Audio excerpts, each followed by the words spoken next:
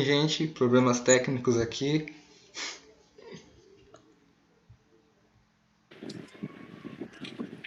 Agora foi. Enfim, eu vi que está transmitindo. Confirmamos, Pedro, que está transmitindo. Deixa eu ligar minha belíssima luz para meu frontal.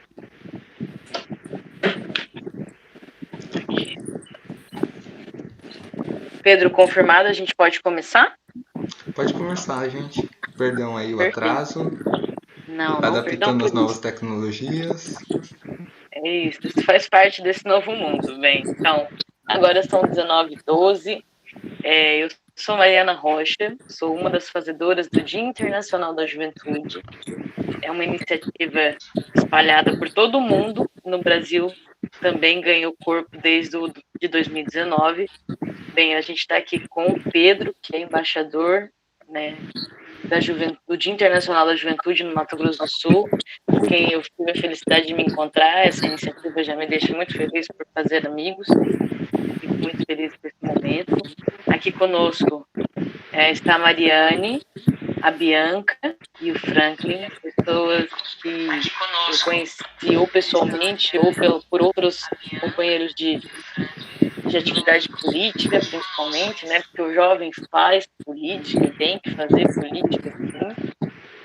Bem, a gente está inaugurando hoje, com esse momento, a primeira live do Dia Internacional da Juventude no Mato Grosso do Sul. Agradeço a todos e todos que toparam desde o início e ainda de maneira muito esperançosa por esse momento. Fico muito feliz. Eu vou abrir um momento com o Pedro, que é embaixador, e que eu já agradeço pela prestatividade desde o início. Depois dele, a gente passa para cada convidado. Depois eu explico qual que é o debate, e aí a gente segue, tá bom? Nossa live está programada para 1 hora, talvez um pouquinho mais, no máximo 10 minutos. Acho que é um momento da gente se colocar aqui enquanto Juventude do Mato Grosso do Sul. Pedro, fica à vontade. Obrigada por ajudar aqui na live, tá? Boa noite, todo mundo. Espero que vocês estejam bem. Então, me chamo Pedro Constantino e eu sou embaixador do Mato Grosso do Sul, como a Mari já disse antes. E ela explicou certinho sobre o movimento do Dia da Juventude. O Dia da Juventude é comemorado nesse dia 12 de agosto. E hoje é o nosso evento, nosso primeiro evento, nosso evento sobre a diversidade no Mato Grosso do Sul. Que nesse momento político, sabe, eu me sinto meio afligido à diversidade, por isso que eu resolvi abordar esse tema. E é isso, gente. Vocês podem se apresentar aí. Só dei essa introdução mesmo. Ótimo. Eu vou começar aqui por quem está na minha tela, então eu vou pedir, Mariane, primeiro te agradecer por estar com a gente. Muito obrigada mesmo por ter sido prestativa desde o início. Bem-vinda ao Dia Internacional da Juventude de Mato Grosso do Sul. Boa noite, gente. Como a outra Mari disse, eu sou a Mariane Cordon Cáceres, eu tenho 22 anos. Sou a atual Miss Mato Grosso do Sul Trans aqui do nosso estado. Vou representar ele no Miss Brasil. E, né, hoje a gente vai ter uma conversinha legal sobre esse artigo 17. E uma coisa que não estava no flyer, eu também estou, assim como o Franklin, me candidatando a co-vereadora aqui da nossa capital. Tá? Então, acho que é isso. Ótimo, muito obrigada, Mariane. Realmente, reforçando que a Mariane também é uma co-vereadora nessas eleições de 2020. Vamos lá. Eu também fazer as honras aqui, agradecer a Bianca, companheira aqui de Dourados também, que está no conselho douradense. Queria te agradecer por aceitar e por estar conosco hoje, viu? Boa noite para quem é de boa noite, axé para quem é de axé, saravá para quem é de saravá, aleluia para quem é de aleluia, amém para quem é de amém, gente. Boa noite. Queria primeiro agradecer a Mari que me fez esse convite, né? Acredito que extensivo do Pedro. Estou muito honrada de estar aqui representando os povos de terreiro de Dourados. Né? A gente existimos, somos resistência do Brasil desde 1500. Então, também eu tenho 23 anos, além de macumbeira, sou estudante de Direito pela UEMS Fundadora de um coletivo feminista, estudo sobre encarceramento feminino e estou aí nos movimentos sociais, sempre somando. E há pouco tempo tomei posse também como conselheira titular do Conselho Municipal da Juventude aqui de Dourados. Massa, muito obrigada. Franklin, que eu tive muito prazer em conhecer na militância, um jovem militante de altíssima qualidade. Muito obrigada por estar conosco somando, Franklin.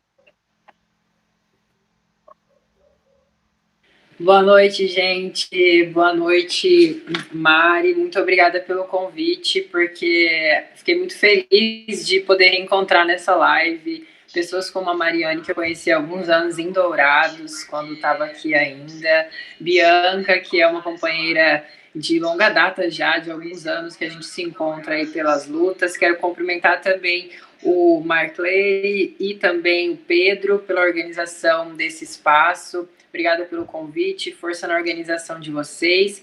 Eu sou Franklin, sobrenome é meio complicado, então a gente deixa de lado. Tenho 25 anos, quase 26, sou formada em Relações Internacionais pela UFGD e estou quase terminando, graças a Deus, o mestrado em Sociologia. Milito no PSOL, Partido Socialismo e Liberdade, construí o movimento estudantil nos últimos anos. Atualmente estou afastado do cargo de presidente do Conselho Municipal da Juventude por conta do período eleitoral, porque estou pré-candidato a vereador aqui na cidade de Dourados. Espero contribuir com essa discussão, que é sobre diversidade, que faz parte também da minha vida, né, dos meus caminhos que percorri, e também de uma militância aí no movimento LGBT através da organização das duas últimas paradas LGBT+, aqui da cidade de Dourados. Então, espero poder contribuir e boa noite a todos e todas. Massa, certamente contribuirá.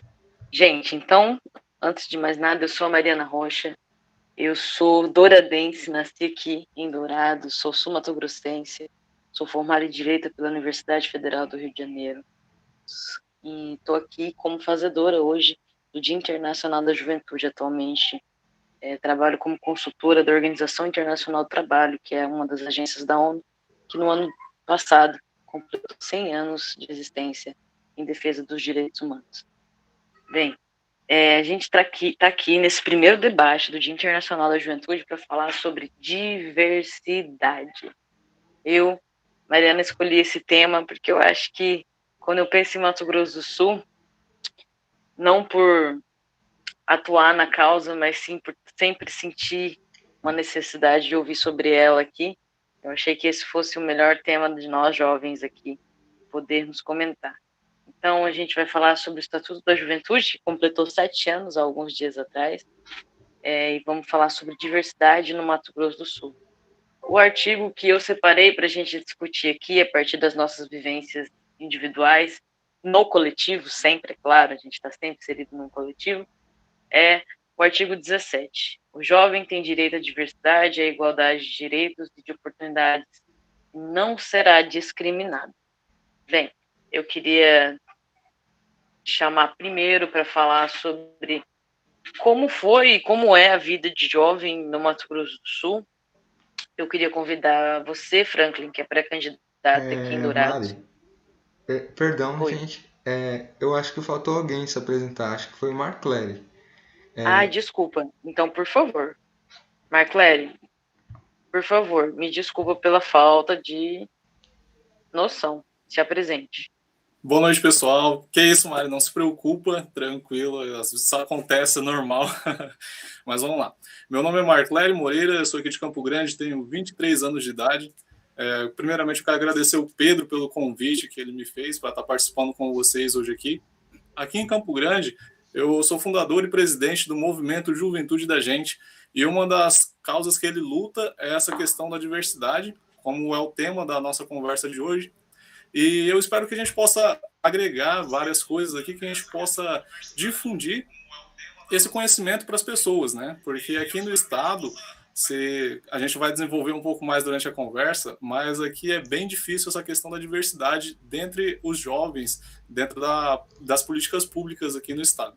Mas é isso. Vamos lá. Muito obrigada, Marclay. Desculpa realmente de não chamar. E obrigada, Pedro, porque está atento chamando todo mundo para o diálogo, para todo mundo fazer parte.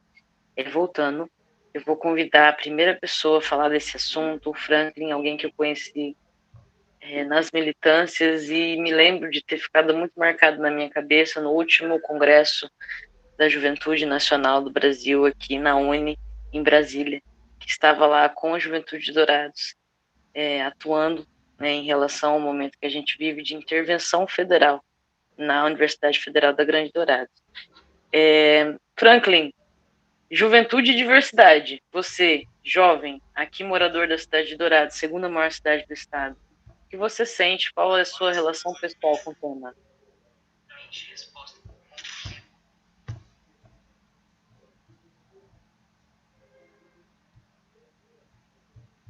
Franklin, seu microfone. Seu microfone está fechado.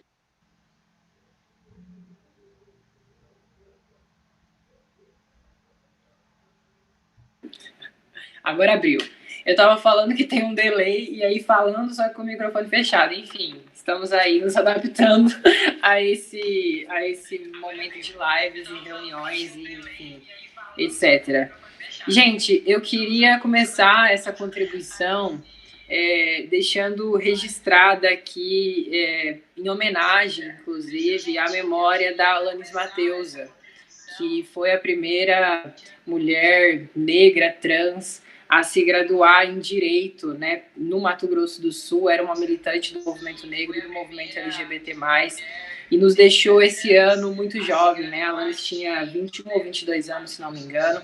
Era um quadro, né, em formação e em construção importante para o movimento LGBT+, de Dourados, e infelizmente ela foi acometida de um problema de saúde e veio a falecer. Então, eu queria, nesse primeiro momento, deixar esse registro em celebração também, porque eu acho que a história dessas pessoas que já não estão mais aqui é muito importante para a gente compreender como a gente chegou até aqui, enquanto movimento LGBT, enquanto pessoas que lutam contra a discriminação, seja ela de gênero, de raça, de classe ou de orientação sexual. Então fica aí essa mensagem de Alanis Mateusa presente.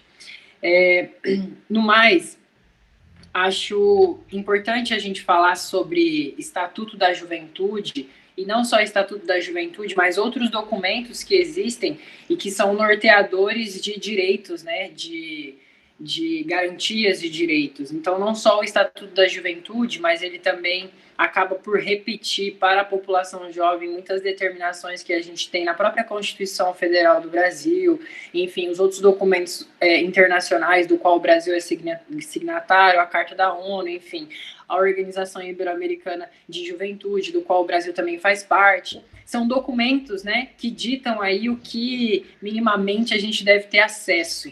E dentre eles, como vocês escolheram esse tema, o direito à diversidade, digamos assim, né? A expressar a diversidade. E aí a primeira colocação que eu queria fazer, que eu acho importante, eu tenho feito isso nos espaços, é a gente ampliar esse conceito de diversidade. Porque nós que somos LGBTs, assim como muitas vezes as mulheres, as pessoas negras, são colocadas nesse lugar da diversidade, como que se o hétero, branco, homem, cis, também não fizesse parte dessa diversidade que é a humanidade. Né? Então, acho que a gente precisa começar por aí. A gente precisa começar dizendo que nós não somos esses monstrinhos estranhos, né, que fogem do padrão heteronormativo, branco, né, e ocidentalizado. E aí a gente é a diversidade, nós somos os coloridos, eles continuam sendo um modelo, né, que tanto reproduz nas nossas vidas violências, preconceitos e tudo mais. Então, meio dessas duas colocações iniciais, queria dizer que o que acomete nós, enquanto jovens LGBTs, no estado do Mato Grosso do Sul? Primeiro, fazer esse recorte eu acho um pouco complicado, porque eu consigo ver hoje no Brasil a reprodução de muitas das violências que a gente passa aqui em outros lugares. Né? Então, o que a gente teria de diferente em ser Mato Grosso do Sul? Os últimos dados de violência contra pessoas LGBTs demonstram, inclusive, que a gente caiu em posições nos últimos anos no ranking de estados mais violentos, né, contra pessoas LGBT+. Por outro lado, vocês podem ver que só esse ano já foram registrados, se não me engano, cerca de 20 feminicídios. feminicídios no estado de Mato Grosso do Sul. E por que eu estou trazendo esse dado de feminicídio? Porque essas violências, elas caminham de mãos dadas, infelizmente, né? A violência de gênero, que não só discrimina, mas violenta e mata as mulheres, ela é fruto de um pensamento patriarcal e machista que reproduz uma cultura de posse sobre esses corpos, e essas mesmas pessoas que cometem, que reproduzem essas violências, também reproduzem essas violências contra pessoas LGBT+. E aí sempre bom destacar que, entendendo o meu lugar enquanto um homem cis e branco, a gente precisa colocar que quem está na linha de frente, né, quem recebe esses ataques primeiros na população LGBT+, são as pessoas trans, né, são as mulheres trans principalmente. E feito essa marcação aí de território, digamos assim, o que é comum para nós? Que violências a gente sofre desde sempre, né? E que é comum para nós? É a família, né? Que é o nosso primeiro lugar de socialização, é onde a gente sofre a discriminação, é onde a gente pode ser expulso de casa, é onde não nos deixam exercer, né, e descobrir a nossa sexualidade, a nossa orientação sexual, ou transitar entre as possibilidades, né, de identificação social com o padrão de gênero, enfim. A escola, e aí eu acho muito sério, quero falar mais sobre a escola, que é onde a gente é xingado, a gente sofre o que chamam de bullying. Na minha época não tinha esse nome, gente, mas, não sou tão velho, né, mas na minha época não chamava bullying, não existia esse nome, mas desde criança eu era considerada uma criança viada, sem saber o que era um ato sexual ou sem saber o que isso significava. Mas é na escola onde a gente é colocado sobre uma série de reproduções que as outras crianças, né, colocam para cima de nós e que vão nos rebaixando socialmente, vão fazendo a gente ficar reprimido, por exemplo, é o que sempre acontece muito, as pessoas acabam reprimindo a sua orientação ou tardam a conseguir sair do armário, enfim. E depois o trabalho, que é onde, de novo, quem é mais afetado dentro da população LGBT+, são as pessoas trans que não têm direito à dignidade de acesso ao trabalho, porque são corpos que não servem aos modelos para trabalhar no comércio, para trabalhar no atendimento ao cliente, enfim. E aí eu não sei mais ou menos quanto tempo eu tenho, mas vocês me avisem, tá? Porque palestrinha sempre, posso ficar falando, enfim. Mais ou menos 23 minutos. Uhum. Ok. E aí, então, eu falei de família, de escola e de trabalho. Como que a gente vai enfrentar essas violências que nos cercam? E eu acho que as meninas vão poder fazer outras colocações sobre esses tipos de violência. Como que a gente enfrenta eles? Bem, nós temos esses documentos aí. Estatuto da Juventude, Constituição Federal e etc. Nós temos essas disposições legais que dizem que a gente tem direito de ser tratado igual, que a gente tem direito à dignidade da vida, que a gente tem direito aos direitos que todo mundo tem. O que garante que isso vai acontecer de fato? E aí, vamos pensar no Brasil hoje. Qual que é a nossa perspectiva hoje no Brasil? E aí vamos falar do Mato Grosso do Sul e da cidade de Dourados, que é onde eu moro. Qual é a possibilidade de que políticas públicas de enfrentamento à violência, à discriminação, de celebração da diversidade, né, sejam efetivadas? Qual que é a real possibilidade? Ela é mínima. É mínima quando a gente fala do governo federal, porque nós temos um governo reacionário com uma agenda conservadora e reacionária, mas nos costumes muito mais conservadora. No estado, porque a gente tem essa reprodução, então o governador do nosso estado é um pecuarista, né, que representa uma tradição agropecuária na política sul-mato-grossense. Nós temos o único estado que só tem homens na Assembleia Legislativa. Dourados. Eu, como estive à frente do Conselho Municipal da Juventude, a Bianca também sabe disso, nós, como papel de fiscalização de políticas públicas, praticamente não temos o que fiscalizar, porque quase não existem políticas públicas voltadas para a juventude. Então, o que eu quero dizer com isso? Com essa impossibilidade de garantir que esses instrumentos, como o Estatuto da Juventude, por exemplo, sejam efetivados. Nós precisamos ocupar tudo, gente. Porque ou pessoas como nós, que acreditam que é necessário combater a violência, combater o preconceito, lutar por uma sociedade mais inclusiva, superar a desigualdade, as pessoas terem acesso a uma vida digna. Ou pessoas como nós ocupamos esses espaços, né, e damos um chega para lá nessa agenda política que está aí, ou não vai ter como, né? E para isso, para concluir, Mariana, a gente vai precisar continuar fazendo espaços como esse, defendendo o óbvio, que eu chamo de que é uma tarefa muito necessária nesse momento. A gente continua defendendo direitos básicos, defendendo o óbvio, mas a gente também vai ter que ir para cima, para contrapor e para contra-atacar a agenda que está aí. Porque do jeito que as coisas andam, é impossível garantir educação de qualidade, é impossível garantir uma política, né, inclusiva, que respeite a diversidade, é impossível garantir trabalho para a juventude se essa agenda política e econômica que está colocada para nós hoje no Brasil e que se reproduz no estado de Mato Grosso do Sul, na cidade de Dourados, persistir. Então, acho que é importante fazer essas colocações. Para a gente avançar, a gente tem que dar um chega para lá nessa galera e a gente tem que ocupar tudo. Então, obrigado. Passei um pouquinho do tempo. Tranquilo. Muito obrigado para quem fala absolutamente assertiva. Bem, a gente indo para um outro campo da diversidade, lembrando que recentemente, isso há poucas horas, um pouco mais de um dia, nós tivemos a prisão na prisão não, mas a perda da guarda de uma mãe, de uma criança de terreiro. Enfim, eu trago esse ponto e quem vai poder falar melhor sobre isso é a Bianca. Queria conversar com você, Bianca, em relação ao Estatuto da Diversidade, a diversidade no Mato Grosso do Sul e como é ser um jovem, uma militante, uma mulher de terreiro aqui nesse espaço. Bom, gente, como a Mari aí deu a introdução, né?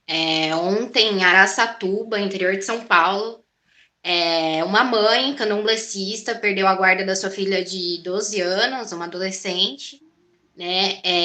Depois de algumas denúncias de pessoas que compunham, inclusive, a família, embora eram pessoas evangélicas.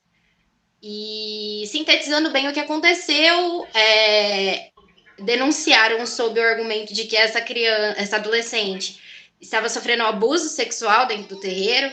Foi quando a PM se deslocou até o terreiro, interrompeu a feitura da menina. A menina estava fazendo uma iniciação. Para quem não compõe, né, as religiões de matriz africana, a iniciação dentro de um ritual de candomblé é muito comum que as pessoas raspem a cabeça, né? Porque a gente está nascendo para o santo novamente. Então, é um rito tradicional, como no batismo na Igreja Católica, a criança tem a cabeça banhada ali, né? Jogado água. Então, é um ritual normal dentro do candomblé. Embora, pelo visto, o que acontece é que, além da sociedade não saber dessa informação, pelo visto, o judiciário também não teve a informação, né? A partir do momento que se desloca até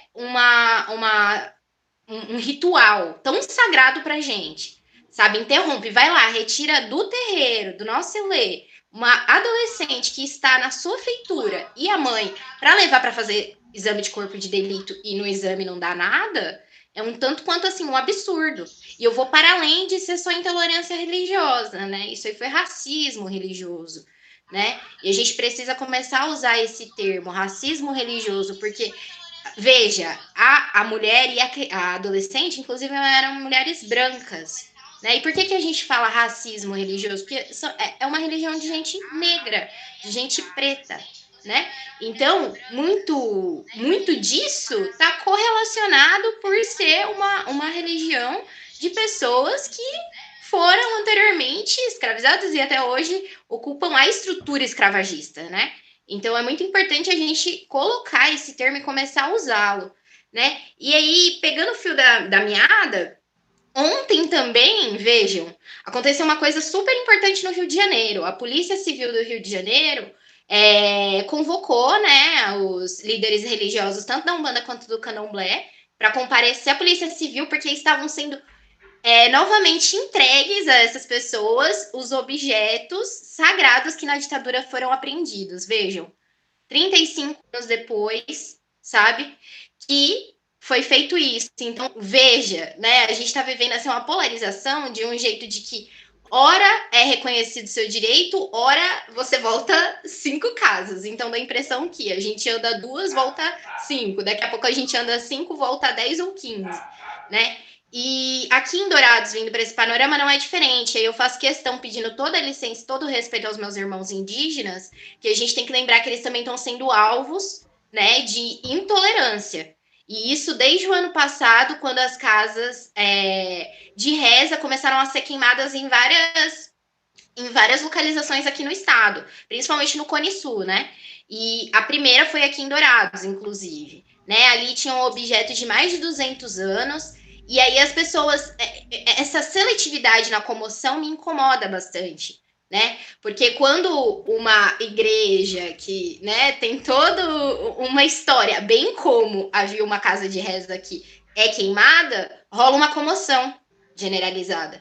Muito embora quando é aqui no seu quintal de casa, é o contrário, né? E aí, de novo, trazendo mais para a questão regional, que aí eu posso falar de Dourados com mais propriedade, quando a nossa casa, né, a Casa dos Vereadores, vai votar, por exemplo, sobre a reabertura no meio de uma pandemia, né, sobre a reabertura de todos os templos, eles só ganham legitimidade para fazer essa decisão com base na opinião das igrejas católicas evangélicas e, assim, por meio termo das espíritas. Então, quem somos nós, né, de religião de matriz africana? E aí eu digo para quem não conhece ou tem curiosidade de conhecer, nós somos a religião que agrega e acolhe pessoas LGBTQI+.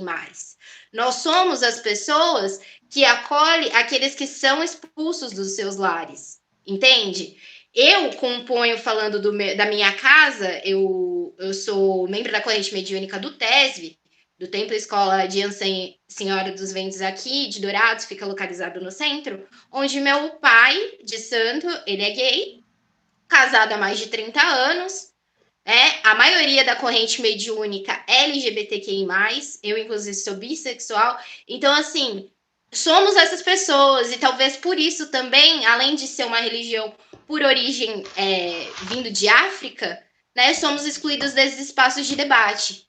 E eu, enquanto pessoa que ocupo um curso hoje, né, que é um curso classista, que é o direito, eu demorei muito, inclusive, para começar a me autoafirmar como umbandista, tendo em vista que a gente sabe, né, a retaliação que sofre, a gente sabe que toda a questão já da militância, vem essas perseguições dentro da universidade, vem toda essa retaliação. Então, isso fez com que eu demorasse para começar a me impor, sabe? E isso porque eu sou uma pessoa que, assim, sou conhecida como a barraqueira, né? Então, assim, quem dirá os irmãos que não tem esse enfrentamento tão forte, tão presente, né? E aí, fazendo também, pegando o que o Franklin falou, só da nossa Assembleia não tem nenhuma mulher, também diz muito a respeito desse Estado que coloca sempre os bois na frente e o que vem atrás são os homens brancos, cis e héteros, né?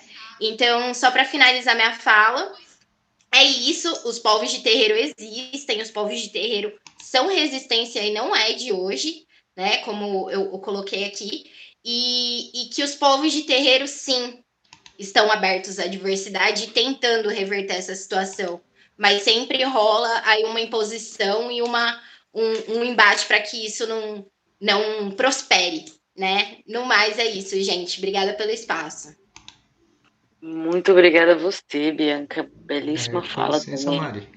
Pode falar. Eu só quero avisar que eu estou propondo depois dessa discussão aqui, e respondendo umas perguntas no chat para quem quiser esclarecer, quem quiser saber um pouco, quem quiser, até mesmo quem quiser compartilhar algum sentimento, alguma informação, sabe? Para a gente compartilhando informações. É isso aí. Pode continuar. Perfeito. Tá bom. Então, a gente avançando. Muito obrigada, Bianca. Muito importante a gente ouvir a juventude de terreiro. A juventude de terreiro existe sim, está muito atuante. Ver você nessa frente me enche de muito orgulho e, enfim, é bom, muito bom saber que a gente tem essa representação. Mariane, agora é com você. Eu queria te agradecer por você aceitar. Nesse momento você representa o nosso estado. Tenho muita felicidade e orgulho de saber que você nos representa. Queria entender para você mulher trans, como é o respeito à diversidade no Mato Grosso do Sul? Então, assim como o Franklin, boa noite, né? Também queria agradecer o espaço, né? Muito importante ser representatividade, né? E levar conhecimento. Assim como a Bianca colocou e o Franklin também, falta muita informação, né? A coisa é muito bonita na teoria, na prática é completamente diferente. Isso acontece muito, muito, muito mesmo no meio LGBT, principalmente com a letra T, né? Como o Frank colocou no começo, nós somos as pessoas que estamos ali para levar o primeiro tapa, mas a gente não é reconhecida nem pelo próprio meio, a gente não tem espaço, a gente não tem voz. E eu acredito que o maior problema para isso, a palavra-chave disso, seja a falta de informação, sabe? Como eu disse para vocês, é muito bonito na teoria, mas na prática é bem diferente. Eu me entendi como mulher trans só aos meus 20 anos, né? Eu vou completar 2 anos de transição. Eu acredito que se tivesse mais informação, se tivéssemos mais acesso à diversidade, isso seria muito mais simples. E eu conseguiria me colocar e me ver como uma mulher, né? Porque não só na sociedade, mas também na escola, em todo canto, a gente se depara com um estereótipo de mulher trans, né? E não é nenhuma mulher trans, é mulher travesti, né? Que as pessoas usam esse termo, que é um termo pejorativo, que nós temos que usar, né? Para a gente ressignificar essa palavra e ela não ter essa conotação ruim, porque não somos pessoas ruins. Normalmente a sociedade tem essa visão das pessoas trans, né? Que é uma mulher toda silicodada, que vive na rua, que não se ama, que não se aceita. Existem mulheres trans assim, mas eu estou aqui e acredito que várias outras pessoas trans estão pelo mundo para mostrar que somos diferentes, que podemos ocupar diversos tipos de espaços, que podemos ser diferentes desse estereótipo, quebrar esse tipo de padrão. Então, eu acho que seja basicamente isso mesmo. A falta de informação é o ponto que mais pega para mim, assim, sabe?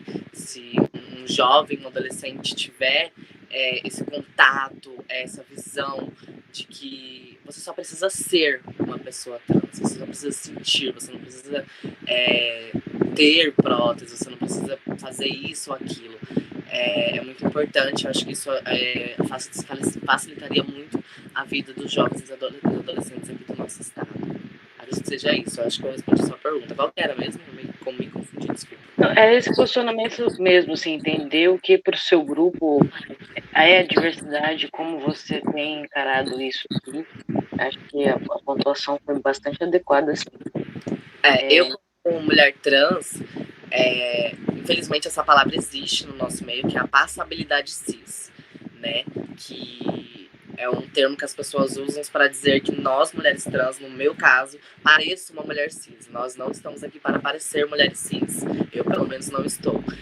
Então, eu acredito que esse tipo de espaço e eu usar esse privilégio que eu tenho, porque, infelizmente, a passabilidade cis é um privilégio, para ocupar espaço e para desconstruir o pensamento das pessoas, sabe? Eu acho que a gente tem que se unir cada vez mais e que não somos rivais, somos uma família mesmo e temos que trabalhar juntos para a gente crescer e levar mais informação ainda, aquecer novos corações, acolher novas pessoas e levar mais informação. Acho que esse sempre vai ser o meu ponto, sabe? Levar mais informação para as pessoas. Porque eu acho que uma pessoa desinformada, ela não consegue se entender, ela não consegue se posicionar, ela não consegue respeitar o próximo e nem entender que um gênero não te faz melhor do que outra pessoa. Perfeito, Mariane. Exatamente. A gente tem que saber sim quem somos para lutar exatamente pelo direito de ser. Marcleri, você que é de Campo Grande, está muito ativo nos movimentos políticos. Eu queria te perguntar também, você que está conosco aqui, quais dificuldades você, um jovem negro de Campo Grande, quais são os empecilhos passados no seu dia a dia? Bom, beleza. Primeiramente, né, essa nossa conversa aqui é uma conversa muito importante, porque como todos os outros falaram anteriormente, para que a gente possa abrir o nosso conhecimento estadual aqui ou municipal, né? E, assim, o interessante é que dentro do Estatuto da Juventude, quanto no Código Civil, eles colocam que, né, nenhuma pessoa ela deve ser julgada pela sua raça, cor, idade, gênero, religião. Mas isso, como eles falaram também, na prática, ela não vem sendo seguida à risca, né? Como outras leis, elas são muito mais mais rigorosas nesse quesito. Então, como o Franklin ele havia falado, nós precisamos nos impor também nessa questão para que a nossa voz ela possa ser ouvida, porque aqui mesmo em Campo Grande, dentro do movimento da juventude, o qual eu sou presidente hoje, eu não tinha muito conhecimento nessa questão de diversidade da área LGBT, um exemplo. Mas hoje nós podemos ver que aqui no nosso estado ou aqui na cidade a gente não tem políticas públicas voltadas para esse grupo ou para vários outros, né? Como a Bianca, na questão das pessoas de Umbanda. Não existe essa questão, uma preocupação do legislativo dele criar leis ou ele poder ajudar as pessoas para que elas possam ter a sua liberdade de religião ou de escolhas da melhor forma possível. Aqui em Campo Grande, e deixa eu só colocar um ponto também que entra no Estatuto da Juventude, que ele coloca a questão da idade, né? Que também a idade ela não pode ser julgada, definida, né, pelo conhecimento ou pela ação que a pessoa ela pode fazer. Mas, assim, eu pude já sentir muitas vezes na pele mesmo, nessa questão, tanto a questão política, porque eu, como um jovem, eu ir levar um projeto ou querer fazer um projeto dentro da juventude mesmo, eu já recebi muitos nãos, né? E como o Franklin tinha falado, para a gente poder nos posicionar nessa questão, para que a gente possa colocar a nossa voz, né? Para que as pessoas elas possam ver que nós não somos só escadinhas para eles poderem chegar onde eles estão ali, seja no legislativo, na prefeitura, na Câmara de Vereadores, porque nós vamos fazer as coisas para eles, né? Nós pensamos, nós agimos, então que nós possamos também fazer dessa forma que a nossa voz ela seja ouvida. E aqui em Campo Grande nós trabalhamos outros projetos também, outras áreas que envolvem esporte, cultura, educação, e muitas delas, se a gente for ver na questão de jovem, ela é totalmente esquecida, né? Se você parar para ver as questões de faculdade, muitos políticos eles vão lá na faculdade, eles buscam os jovens, mas eles não dão o incentivo que o jovem ele precisa, né? Como vários políticos já procuraram nós no movimento, nos procuraram quanto faculdade, quanto grupo de faculdade também, para pedir apoio, dizendo que eles iam nos ajudar e queriam saber qual era a nossa necessidade mais ali de momento, né? Mas depois, após tudo isso, sumia, não tinha mais um retorno, a gente não conseguia mais essas coisas. Então, por isso que eu fundei aqui o Movimento da Juventude, aqui em Campo Grande, e nós já temos o movimento em outros municípios aqui do estado, como Costa Rica, Aquidauana, Porto Murtinho. Nós estamos indo para Caracol agora também. Então, nós estamos abrindo bastante esse leque. Nós estamos mostrando para a juventude que ela pode sim se posicionar em questões políticas, né, voltadas à juventude, onde ela pode criar projetos, onde ela pode desenvolver esses projetos para melhorar a juventude, que é o foco dessa nossa conversa hoje aqui. E uma das coisas que vocês tinham falado anteriormente, na questão de não ter mulheres hoje na nossa Assembleia, isso é real. Porque por mais que eles tenham colocado aquela questão de 30% das cotas serem para as mulheres, mas eles pegam muitas mulheres ou pegam as pessoas que se enquadram na classe LGBT e eles só usam essas pessoas, né? Eles usam na questão de votos, porque eles sabem, eles veem a contagem da porcentagem de votos que eles precisam dentro do partido e eles usam essas pessoas só para eles subirem. Então, essa é uma das coisas que a gente precisa acabar também, não só aqui em Campo Grande, não só no estado de Mato Grosso do Sul, mas em todo o Brasil, porque isso acontece demais. Então, eu acredito que essa era uma coisa que eu precisava falar, né? E qualquer coisa também pode mandar mensagem aí, eu espero que tenha respondido a sua pergunta. Muito bom, Marcler, mesmo Muito assim, bom, acho que muito você bom. entrou num ponto muito importante, que é a questão do jovem que quer fazer política, ele não é totem, ele não é escada, ele pensa, ele pode dar a sua própria opinião. Acho que também queria ouvir o Pedro que é de Bataguaçu, e que eu tive super feliz encontro nesse Dia Internacional da Juventude. Pedro, para você, de Opa, Mari. Bataguaçu, Fronteira, como é que é a questão da diversidade? Então, Mari, eu queria ressaltar aqui, como nós já discutimos um dia sobre isso, é a questão das mulheres na política, né? Aqui, no caso, no meu município, é muito pouco como eu falo assim, homossexuais quase não tem na política e mulheres muito menos. Porque, assim, quando tem uma mulher, geralmente ela é como se fosse ou filha de algum deputado, de algum, sabe? Parte da família, assim, mas nunca tem, tipo, uma pessoa que é autônoma por ela mesma, que ela realmente quer engajar e vai atrás da política e é disso que precisamos aqui no nosso estado. Pessoas que queiram, que corram atrás e que ajam por conta própria. E como é de cidade pequena, tem um certo preconceito e desinformação também, que precisamos não só atuar não só nas cidades grandes, mas também nas pequenas, sabe? E quero agradecer a todos por isso, e a gente já tem pergunta aqui, gente. Vocês já vão responder? No caso, eu falo Então, muito pouco. a Bianca pontuou que ela quer acrescentar uma fala. Bianca, você quer acrescentar uma fala antes ou depois das nossas perguntas? Rapidinho aqui o Marco Leri falou sobre a questão de política pública, né, para a diversidade. E eu só queria pontuar uma coisa, assim, que a gente está discutindo aqui o estatuto, né, em si, mas aí puxando para a questão dos direitos dos povos de terreiro, vejam, né, para quem não sabe, na nossa Constituição Federal é concedida a todos os templos religiosos, independente, né, de quais sejam, eles têm imunidade tributária. Embora o que acontece na prática, nós não temos. Não temos imunidade tributária, pelo menos falando de Dourados, Mato Grosso do Sul. Então vejam, né? Se nenhum direito constitucional está sendo assegurado, quiçá o direito, né, da juventude que está previsto no estatuto.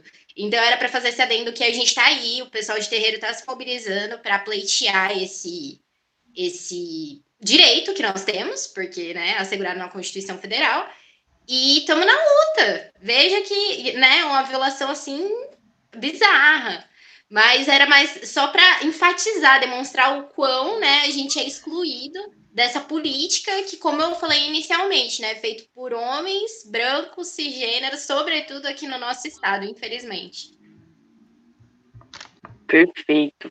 Pedro, se você puder colocar para a gente quais são as perguntas que foram feitas no chat, para a gente poder abordar. Gente, já vou começar lendo as perguntas aqui. Temos a primeira pergunta da Yara Cardoso. Ela pergunta aqui: qual a importância da educação de gênero e sexualidade nas escolas? Massa, Mato Grosso do Sul tá antenado, essa juventude está demais. Bem, importância. Então, para a gente poder, enfim, levar a conversa dentro do tempo estipulado, eu queria saber se pelos convidados tudo bem eu ir delegando as perguntas. Não sei, Pedro, também quantas perguntas que a gente tem. Mas, sabendo que é um militante muito ativo dentro da educação, eu gostaria de ouvir a opinião do Franklin sobre isso. Qual a importância de ensinar educação sexual e também falar sobre educação de gênero na escola? Obrigado, Mari. Gente, talvez uma das coisas mais polêmicas desses últimos anos no Brasil envolvem a escola, né? Envolvem as crianças, os jovens, os adolescentes. São um grande campo de batalha, eu costumo dizer, uma trincheira, aí onde a galera conservadora começou a bater em cima de forma muito violenta. Então, escola sem partido, perseguição a professores e professoras, em outros graus, né, universidades, perseguição à autonomia, movimentos sociais, etc.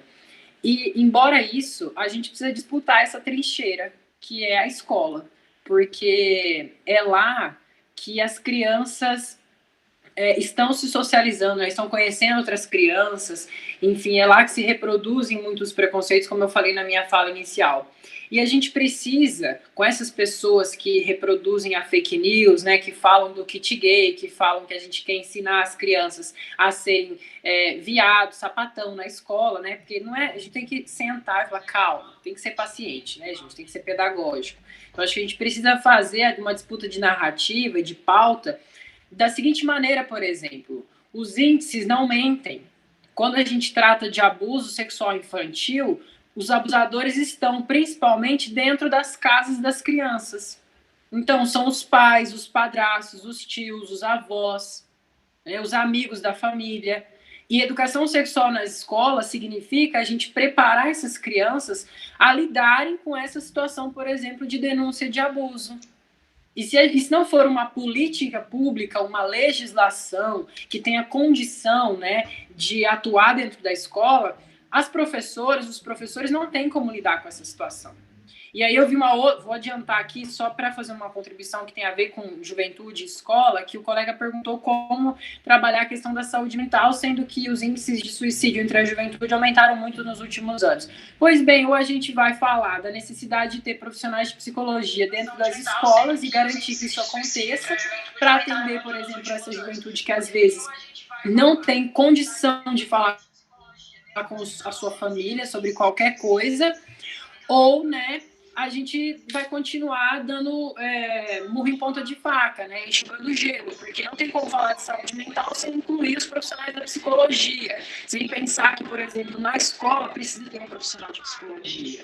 E aí, gente, não é o kit gay, que na verdade é uma mentira, nunca existiu, não é ensinar as pessoas a serem viado, a serem sapatão, enfim, é ajudar as crianças, os jovens, adolescentes a compreenderem que existem diferentes maneiras de expressar a sexualidade.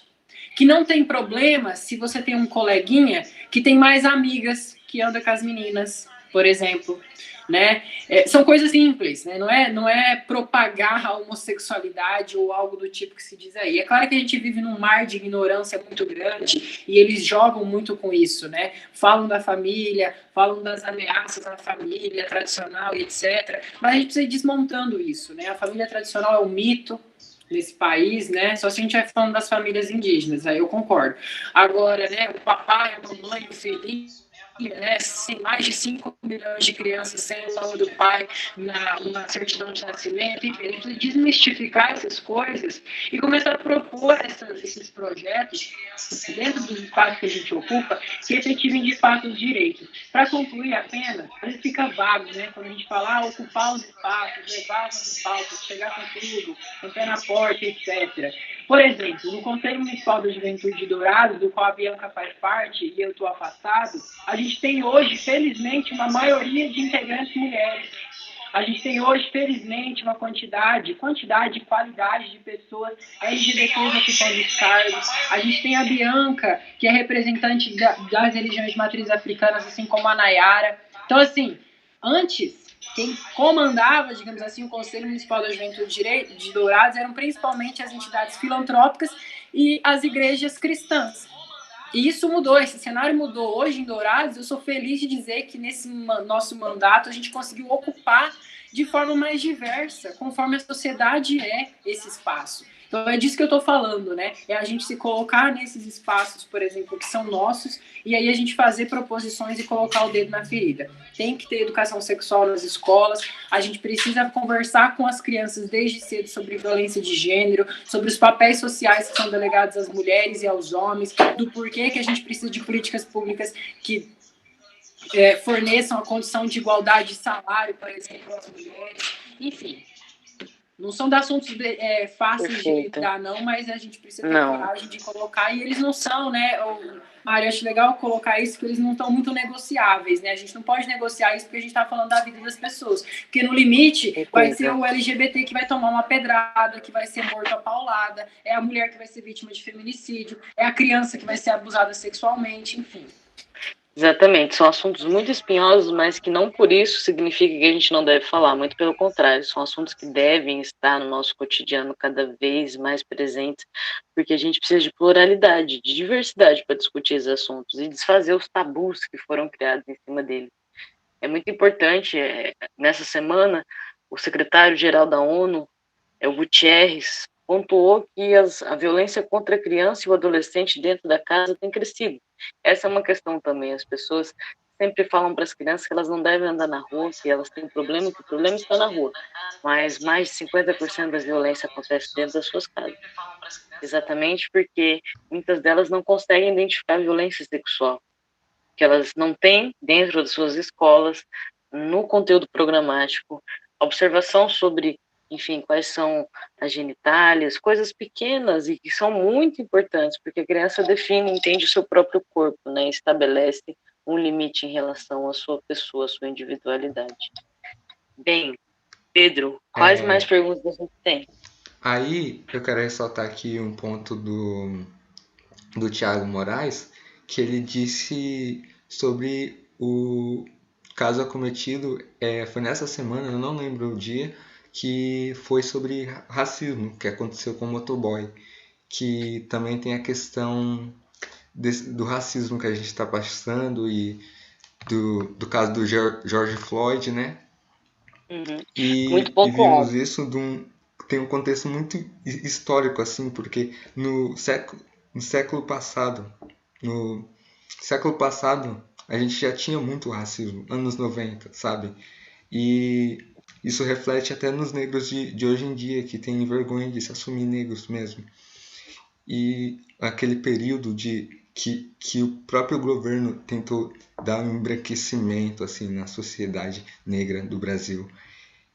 E eu queria muito que o Mark Lery falasse sobre isso também, que ele falasse sobre esse caso de racismo que a gente passou aqui nesse nosso Brasil.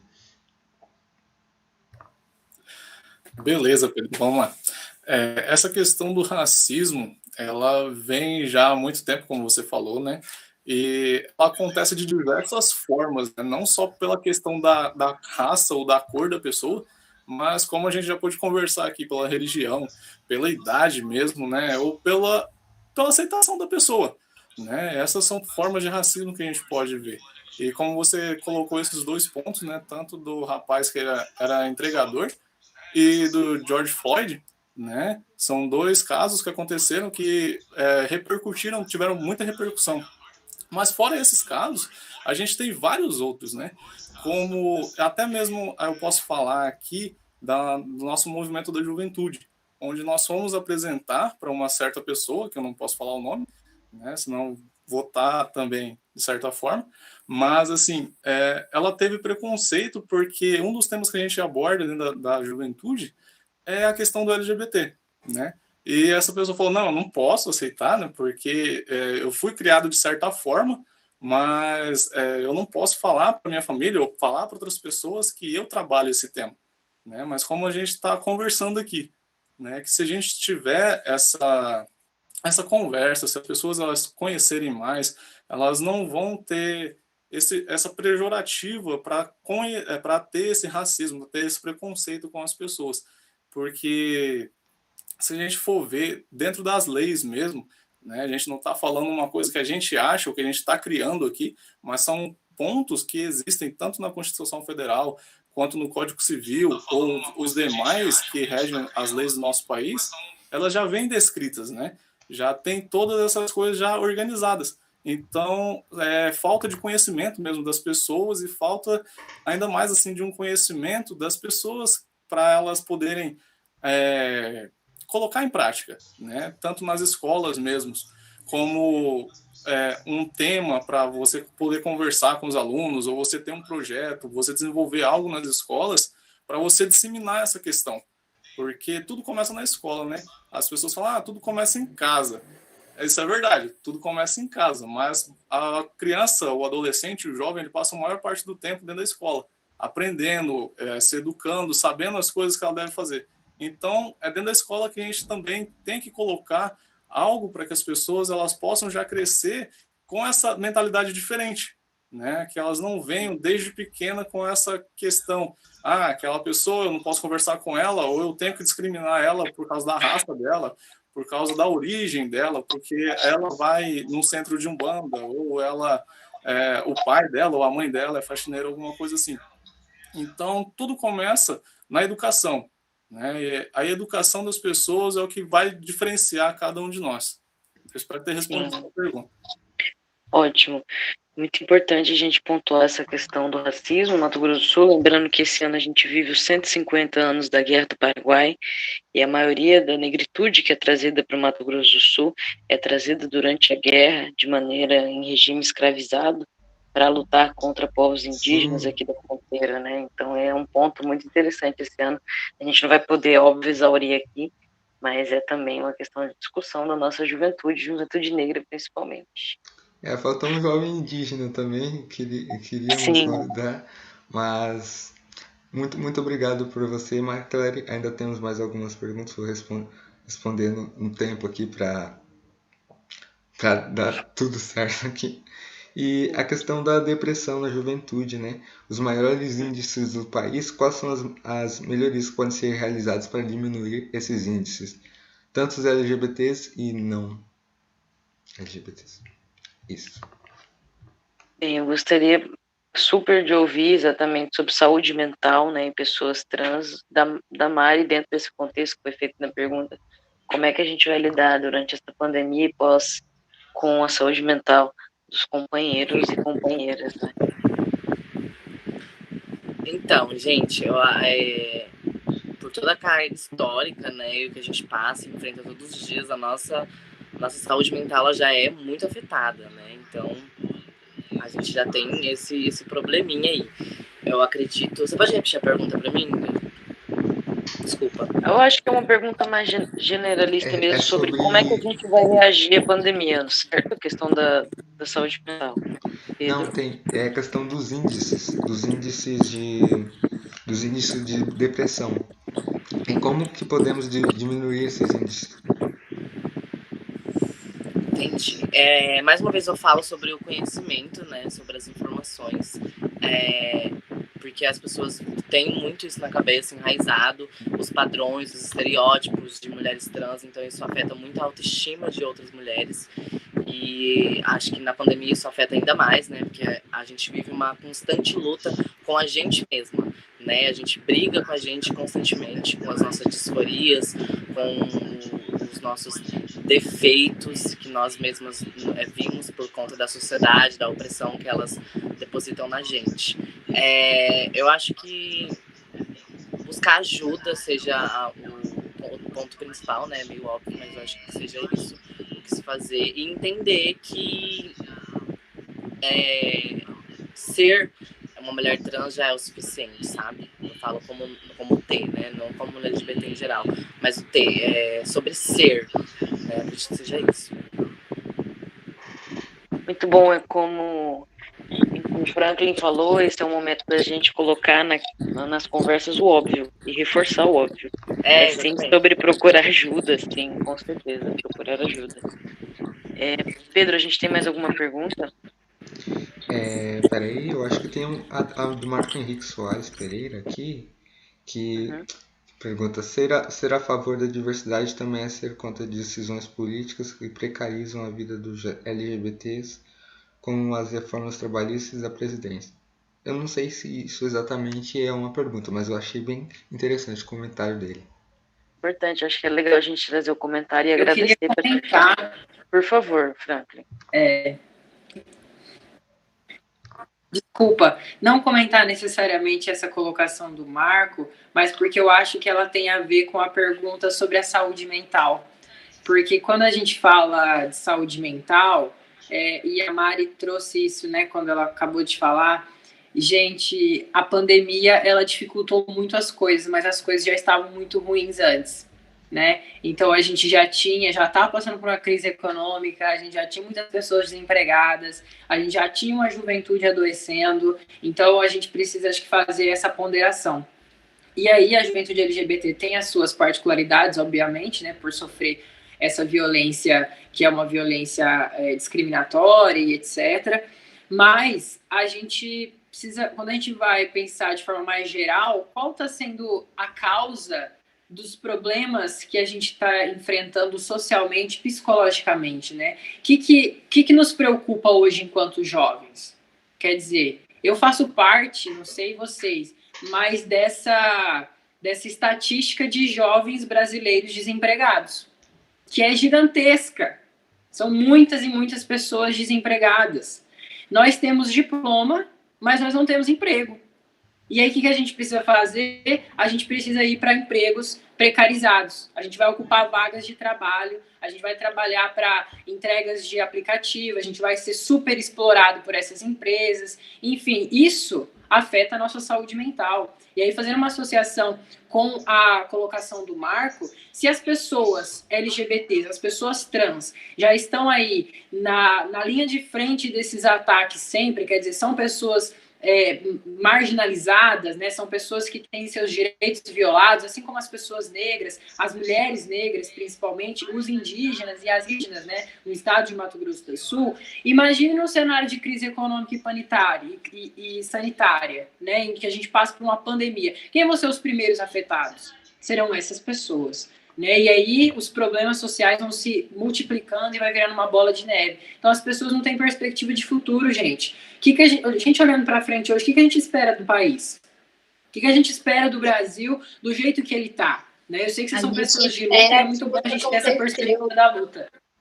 A gente espera aquilo que aconteceu lá em Canadá, entendeu? Tipo, a morte de uma criança negra porque o patrão, que é prefeito, obriga em plena pandemia a empregada, né, a doméstica, e trabalhar, sendo que não foi divulgado pela mídia, mas inclusive ela foi coagida a ir trabalhar e ela inclusive pegou Covid dele, né? Dos dois. Então é isso que eu acho que sintetiza, esse é o resultado, né? Quando a gente fala de saúde mental, né? De questão de precarização do trabalho e crise sanitária.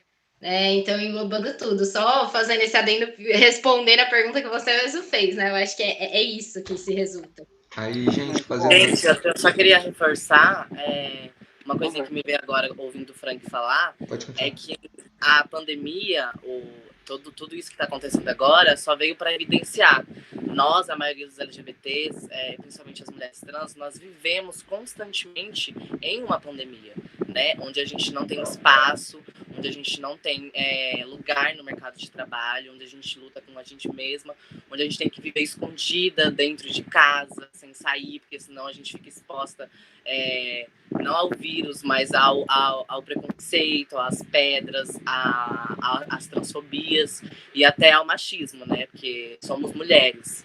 Então, eu só queria fazer esse adendo mesmo, que a pandemia só veio para evidenciar, porque isso acontece há muito tempo e não é só por conta do coronavírus. E a gente tem que tomar atitudes, ajudar, apoiar sempre. Ótimo. O Marco Léry também falou que ele queria fazer um adendo em relação à questão da saúde mental, se ele puder entrar aqui.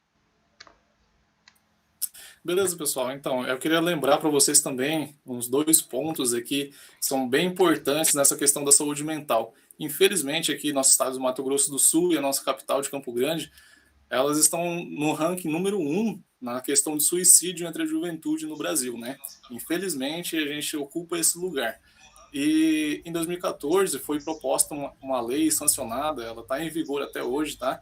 Que todos os estados elas deveriam ter um centro especializado para essas pessoas que têm depressão. Ou eles irem para a escola, eles terem um trabalho dentro das escolas, eles identificarem essas pessoas que elas possuem essa questão da depressão, da ansiedade, e eles levarem até esses psicólogos dentro desse centro especializado. Mas isso só foi colocado na lei, né? Porque na prática mesmo isso não aconteceu. Aqui mesmo em Campo Grande aqui, tem uma lei que ela já está correndo há algum tempo para poder sancionar esse projeto, mas até agora também ela não foi para frente, não teve uma legitimidade ainda para ela ser sancionada. Mas infelizmente é isso que está acontecendo no nosso país, né? E eu acredito sim que se as pessoas elas tivessem as pessoas não, né? Mas sim as pessoas que estão ali no poder, eles tivessem essa preocupação né, a nossa juventude hoje ela estaria bem melhor. Ela não teria tanto essa questão de depressão, não estaria nessa questão que hoje em dia a gente se encontra. E é isso, era só isso que eu precisava falar. Ótimo, ótimo, sim, bom pontuar com as movimentações do Estado. Em Mari, relação ao... Oi, pode falar. perdão, pode continuar, eu só queria fazer um contraponto no mercado de trabalho e com essa pergunta, essa última pergunta aqui, aí você já pode continuar. Que a Sani Bruna, aquela pergunta que ela estava assistindo um filme chamado Rede do Ódio, e nele tem um momento em que é utilizado um fato político, que ser homossexual é algo ruim, com reflexo que ele perderia votos.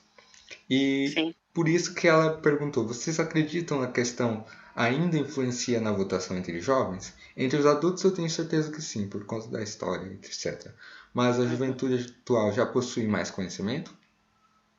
Bem, eu acho que eu começo, para quem não sabe, vou pontuar que eu também sou partidarizada, componho uma instância nacional do Partido de Cidadania, do qual eu sou filiada, e tenho bastante tranquilidade em falar sobre a criminalização da homofobia, o DPF 26, que foi proposto pelo meu partido.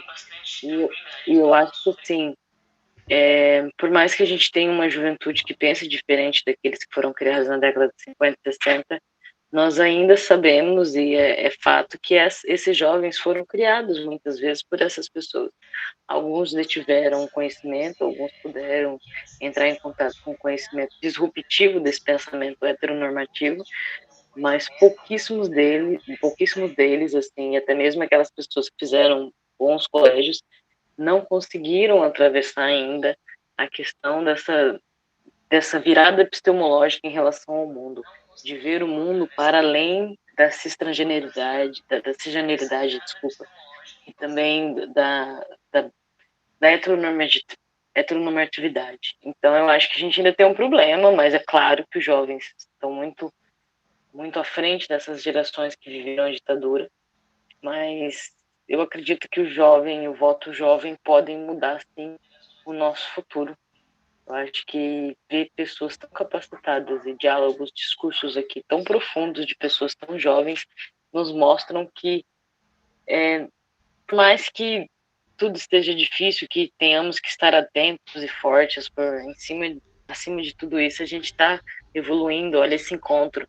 Acho que é a primeira vez que o Dia Internacional da Juventude no Mato Grosso do Sul começa falando sobre isso. Enfim, eu tenho a mania de ser bastante positiva em relação ao futuro, por mais que ele seja visivelmente difícil.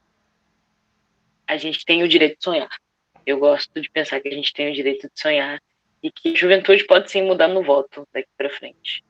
Quem mais queria comentar sobre o voto em relação à juventude e essa virada de pensamento no Brasil? Eu tinha comentado com a Mari antes que para a gente acabar com isso, a gente tem que combater os pensamentos antigos. Que muitos desses pensamentos, de certa forma, preconceituosos, pensamentos violentos, assim, a gente tem que combater eles. Porque a gente, eliminando eles, eu acredito que a gente pode ter um futuro melhor. E também eu acho que eu não ressaltei aqui que a questão dos asiáticos, que por conta da pandemia, né, por causa do coronavírus, que as pessoas elas têm preconceito com as pessoas que vêm que têm descendência asiática ou etc. Por causa que o vírus é oriundo da China, no caso. E as pessoas, elas só ressaltaram o preconceito que elas já tinham dentro delas pelos asiáticos, né? E vemos no caso de uma menina que eu vi uma reportagem que ela estava no trem e uma senhora começou a insultar ela e falando para ela voltar pro país dela, sendo que ela é brasileira, ela só tem características asiáticas mesmo. E eu acho muito triste isso, porque eu tenho muitos amigos asiáticos. Eu sou amigo de todo mundo, né? E isso me abala muito. E alguém queria ressaltar mais algum ponto aqui?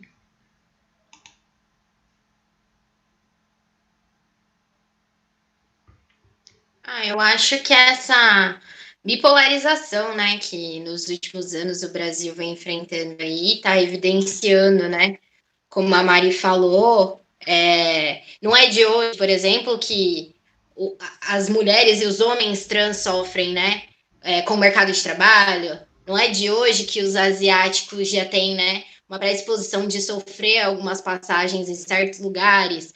Não é de hoje que os terreiros sofrem atentados, entendeu? Nada é de hoje. O racismo não nasceu ontem, não nasceu quando o Bolsonaro entrou no governo federal, sabe? Então, é isso que precisa ser falado. A gente vem aí, a nossa história foi construída sobre a opressão de muitas pessoas, nas quais grande parte está aqui hoje sendo representada, né? Então, isso só escrachou. Da última eleição para cá, isso só ficou evidenciado e a pandemia veio para dar um pontapé assim de falar, gente, tá acontecendo, né? E o fato, inclusive, qual foi mencionado sobre o entregador de aplicativo que sofreu aquilo, escancaram que a população brasileira finge que não vê, que são, por exemplo, dados, né? As pessoas não sabem lidar com dados. A exemplo do genocídio negro que acontece, gente. Tem dados sobre isso. E as pessoas simplesmente ignoram, elas só acreditam, passam a acreditar naquilo quando vê uma questão horrorosa como a que aconteceu com aquele guri, sabe? Precisa viralizar um vídeo, precisa ser escancarado para as pessoas, por exemplo, acreditarem que existe racismo. Precisa uma trans, igual aconteceu em Rio Brilhante alguns anos atrás, ser esquartejada na beira de uma estrada para as pessoas acreditarem que existe transfobia, né? Então, assim, precisa meu terreiro ser apedrejado para as pessoas entenderem o que aconteceu ontem, para acreditar que existe intolerância religiosa. Então, isso é muito triste, porque não é nem a partir da pandemia, nem pós-Bolsonaro que isso acontece. Lógico que a gente teve oscilações, né, entre isso apaziguar ou aumentar, mas a gente precisa falar que isso é estrutural, que isso é colonial, né? E a gente precisa descolonizar esses pensamentos, a gente precisa ocupar os espaços e começar a se posicionar e abrir os olhos daqueles que ainda preferem não enxergar. Então eu entendo dessa forma, sabe? Eu gosto muito gosto sim, né? É muito triste, eu tenho até dificuldade em assistir, mas o conto da Aya, né? Demonstra muito isso. Tem tanto a série como o livro, né? As coisas não acontecem do dia para noite, é gradativamente. Então, primeiro eles fecham, né, o Congresso. É igual aconteceu na ditadura. Primeiro retiram direitos, depois as mulheres passam a não ter mais direitos e não responder por si. E aí é de forma gradativa que chega na ascensão do fascismo e da opressão. Então a gente precisa estar atento e sempre olhando e vigiando o nosso irmão do lado. Porque é isso, não é de hoje e nem vai ser a partir de amanhã que isso vai mudar. Então a gente precisa construir pontos, precisa ocupar os espaços e precisa fazer política, porque só é assim que a gente vai conseguir se emancipar e parar de deixar que os outros falem pela gente. Muito obrigado pela fala. E eu quero avisar aqui que a Mari caiu. E queria só finalizar a conversa aqui. Se alguém tiver mais um ponto. Eu gostei da fala de todos, do Franklin, do Marcleri, da Bianca, da Mariane, da Mari, que não está aqui. E queria até dizer assim, que após a pandemia acabar, que eu estou sendo muito otimista, eu acredito que ela vai acabar ainda esse ano, que nós possamos sentar numa mesa redonda e tomar um chazinho, um tereré mesmo, sabe? E é isso, gente. Quiser deixar um comentário aqui. Gente, só vou agradecer vocês por esse espaço, pelo convite de novo, por a gente conversar sobre isso, responder as pessoas, agradecer quem assistiu aí, todos e todas. Foi um prazer e espero que outros espaços como esse possam voltar a acontecer. E como a Mari terminou a fala dela antes, o cenário é muito pessimista, a gente tem adoecido cada vez mais, todo dia uma notícia ruim, uma pior do que a outra, né? Mas a gente precisa continuar colocando o nosso bloco na rua ou nas redes, por enquanto, né? E eu acredito muito numa política também que é feita nas ruas, nos movimentos sociais, através da mobilização das pessoas, da mobilização popular. Isso precisa estar muito aliado, né? Então, a parada LGBT, enfim, os protestos que a gente organiza, as marchas das mulheres, enfim, a luta dos povos indígenas, dos povos originários, o movimento negro que sai às ruas também nesse ano, embora a pandemia, isso tudo precisa caminhar junto para que a gente consiga efetivar transformações reais que façam a gente superar essas desigualdades, essas discriminações. Senão, somente o voto não vai adiantar, né? Fazendo referência à questão sobre o voto. Nossa política precisa ser acertada no voto, então na urna, na rua, na rede, em todo lugar. Obrigado e bom final de semana para vocês e contem comigo aí para o que der e vier. Mais alguém? Beleza, pessoal. Eu só queria agradecer o espaço, né? E reforçar o quanto é necessário estarmos aqui e falarmos sobre isso, né? E acho que é isso. Queria agradecer também por todo mundo aqui, dizer que foi muito legal compartilhar umas experiências pessoais e agradecer pelo conhecimento que vocês me transmitiram e transmitiram para a galera que está assistindo aí. Obrigada. Quero agradecer a todos vocês que participaram da live hoje com a gente. Agradecer o Pedro pelo convite, por ter organizado essa conversa, que acredito que foi muito produtiva, né? Que a gente pôde ter essa visão um pouco mais ampla do que são essas questões. E assim como o Pedro também, acredito que essa pandemia ela vai passar o mais breve possível, para que a gente possa se unir ainda mais, quanto cidade, quanto estado, na questão de juventude, para que a gente possa levantar ainda mais forte essa bandeira, né, de todas essas questões que a gente conversou aqui. Então é isso, um forte abraço, boa noite, obrigado. Queria agradecer também pelo espaço, meu abraço fraterno, meu saravá fraterno para todo mundo que estava acompanhando pelo chat. Também gostaria especialmente de agradecer o convite da Mari, que não está mais aqui, e sobretudo do Pedro, que teve essa iniciativa maravilhosa. Eu fico muito feliz de ver que a juventude existe no Mato Grosso do Sul, a gente só precisa construir essas pontes, né, e começar a produzir, se mover junto, trocar informações e se manter informado sobre o que o outro está passando em cada ponta do estado, porque só assim a gente vai conseguir unir forças e mudar, né, esse panorama que a gente vive.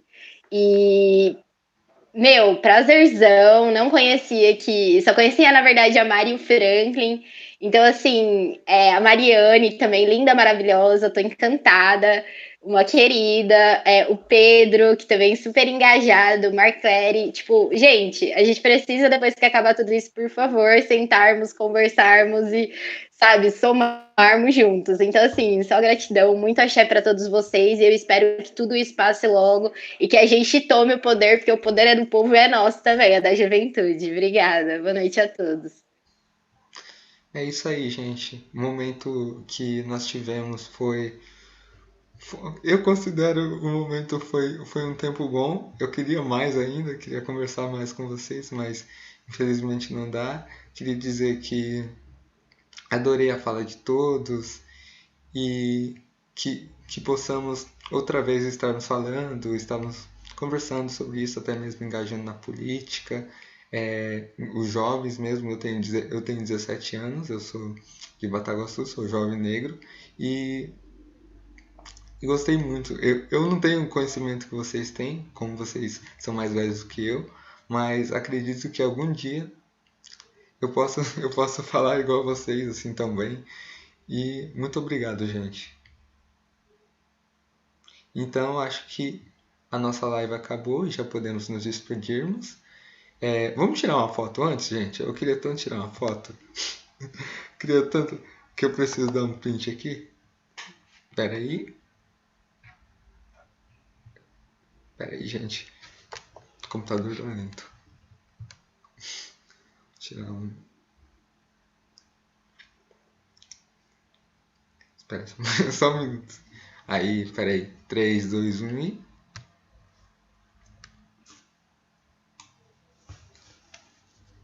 Foi. É isso aí, gente. Muito obrigado. E aí, até uma próxima. Até a próxima. Tchau.